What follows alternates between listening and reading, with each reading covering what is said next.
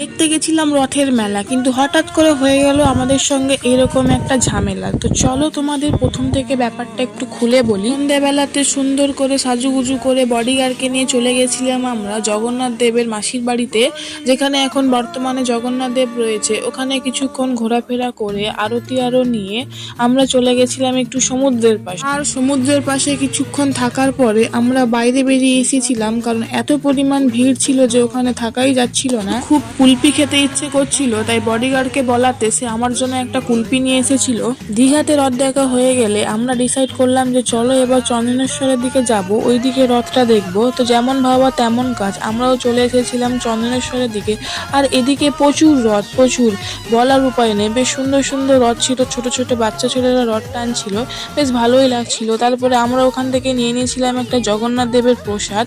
তারপরে আমরা খেয়েছিলাম ফুচকা, বিরিয়ানি, আর এটা ছিল উড়িষ্যার বিরিয়ানি, যেটা আমি ফার্স্ট টাইম ট্রাই করলাম। ভুবনেশ্বর থেকে ফেরার পথে আমরা দীঘা জগন্নাথ ধামে দাঁড়িয়েছিলাম একটুখানি ছবি তোলার জন্য। আর ওই সময় একটা ঝামেলা লেগে গেল। একটা বয়স্ক মহিলা যিনি জগন্নাথ মন্দিরে ভিক্ষা করেন, উনি রাস্তার সাইডে শুয়েছিল। একটা টুরিস্ট যে ওর সঙ্গে খারাপ কাজ করার চেষ্টা করেছিল, এই নিয়ে খুবই ঝামেলা হয়েছিল। এদিকে এত খারাপ কাজ হচ্ছে যে আমরা মেয়েরা কোথাও সেফ না, না বয়স্করা সেফ, না বাচ্চারা সেফ, না আমরা সেফ। তাহলে মেয়েরা এখন করবেটা